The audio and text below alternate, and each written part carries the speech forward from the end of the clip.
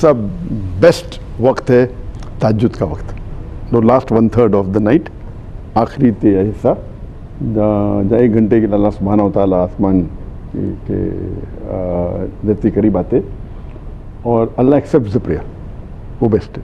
और कई फ्राइडे बना रहे और मैंने कहा तकरीबन मिडिल में था।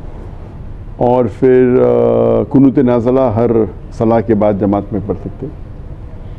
फिर we should number 2 should be awareness on your own social media platform, whether it be Facebook, Instagram, YouTube, whatever you can. I am just taking short, जी जी, हर पॉइंट को we can talk for 10-15 minutes. Number 3 हमें देखना चाहिए कि we should protest, but a peaceful protest. Protest does create a lot of impact. और आप देख रहे हैं कि जो आज की तारीख में गैर मुसलमान से ज़्यादा प्रोटेस्ट करें नॉन मुस्लिम कंट्री, चाहे अमेरिका हो, यूरोपियन कंट्री हो, and the impact is coming on the government also. Those countries जो एलीज थे, चाहे जर्मनी आप देखेंगे, जो इसराइल के एली थे, because of the protest over the USA, it has an impact on them. Number 4 है कि there should be boycott specially on the Israel product, it has an impact. आप देखिए स्टारबक्स, मैकडोनल्ड्स के जो value कम हो गई, economic boycott, economic boycott. Then they should be, they can be plays in the colleges, they can be posters and billboards put to promote it. Number 6, they should see to the whatever on an individual level, whatever Muslim can contribute, whatever amount that he has got. And Allah looks at the percentage, not at the amount.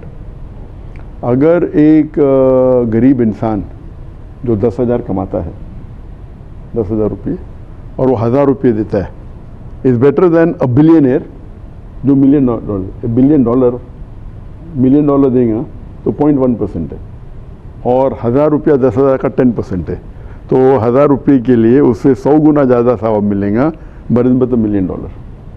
तो अल्लाह looks at the percentage, not at the amount. तो भले आपका 100 रुपया हो, 1,000 रुपया हो, 10,000 हो, तो depends upon the percentage what अल्लाह हैज़ गिवन यू, तो should contribute what you can. उसके बाद नंबर 7th पॉइंट पे देयर शुड बी अ वक्फ we should make on the cause of मस्जिद Aqsa, so that it can be we can sustain on a larger level, and on all this points we have worked on detail. उसके बाद there should be a battery of lawyers, point number 8, a battery of international lawyers, so that we Muslims can file a case against such injustice that has been done. So we are a battery of international lawyers, so we should not be ad hoc on it.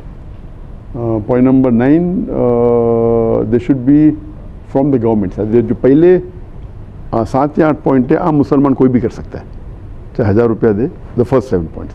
उसके बाद जो next 8 points है, 8 points है, जिनको अल्लाह ताला ने दिया है कैपेसिटी। तो नंबर 9 के ऊपर, अगर आपका खुद का मीडिया चैनल है तो मीडिया चैनल पे प्रमोट करो, try and support the Palestinian cause, try and talk about the atrocities. और ये पहले बार इंसानियत में फर्स्ट टाइम, जेनोसाइड तो बहुत हुए पहले, बट ये पहला जेनोसाइड है जिसके अंदर लाइव टेलीकास्ट किया जा रहा था सोशल मीडिया पे। पुराने जेनोसाइड जो हुए थे मालूम पड़ता है चंद साल बाद, चंद महीने बाद, चंद हफ्ते बाद। ये पहला जेनोसाइड हिस्ट्री ऑफ ह्यूमैनिटी का जो लाइव टेलीकास्ट किया गया था विद सोशल मीडिया पे। और अगर जो वेस्टर्न मीडिया ब्लॉक की तो टिकटॉक कंटिन्यू हो गया चाइना से, so this is we can speak about that for us. तो नंबर 10 के ऊपर we should have a protest on the political level, that the country involve should be called. यहाँ Israel की अगर embassy है वो कंट्री में, तो should be called and we should protest again. Point number 11, there should be trade boycott with that country, complete all goods. I'm keeping on going, escalating the level. Yes. Then 11th, they can be a complete dissociation of political ties. Like बहुत से मुसलमान country आज के तारीख के अंदर Israel का उनके पास एम्बेसी नहीं कंट्री में, अल्हम्दुलिल्लाह, लेकिन फिर से शुरू हो रहा है कुछ कंट्री में। तो this is point number 12, complete cut off all political ties. Point number 13 के अंदर, as we know that आप देखते NATO है, North Atlantic Treaty Organization, 31 country members है। अगर आप एक कंट्री को अटैक करेंगे तो इट एज दो अटैकिंग बाकी जितने 31 कंट्री है, they are like one unit. तो we Muslim, we 57 majority Muslim countries, Muslim majority, come and form a MECTO, we'll be united. और हम साथ में एक ग्रुप फॉर्म करेंगे on the same principles कि कोई मुसलमान हम एक साथ में होंगे तो we'll be a stronger force. Unfortunately, मुसलमान divided है. Muslims are divided and they're controlled by outside forces. So if we have unite होंगे तो it will be much better. And point number 14 जो 14 point है उसके अंदर कि all the Muslim countries, if we follow the Quran and Sunnah, we will be much in a better position. Unfortunately आज की जो हालत देखते हैं मुसलमान की, क्योंकि हम कुरान और सुन्ना से दूर हो गए. हम कुरान और सुन्ना के नज़दीक होंगे तो अल्लाह की मदद और रहेंगी. और आखिरी 15 पॉइंट है कि अगर हम इस्लाम का निज़ाम कायम करेंगे दुनिया में, खिलाफत फिर से लेके आएंगे तो इंशाअल्लाह कभी ये हो ही नहीं सकता मुमकिन. और ये सब पॉइंट के ऊपर इटली में अगर आप सुनना चाहते हैं तो मेरी जो फुल लेक्चर है इसके ऊपर 15 पॉइंट. डॉक्टर साहब मैं इस तरफ आता हूँ. मैं खालिद अजीम हूँ समा टीवी से और पूरी पाकिस्तानी कौम की सफर आपको यहाँ पे देख के खुश है, वेलकम कर रही है. मैं भी उसका हिस्सा हूँ और आज आपकी जो नशिस्त है इसमें मौजूद होना मेरे लिए एजाज़ भी है और बायस सादत भी है.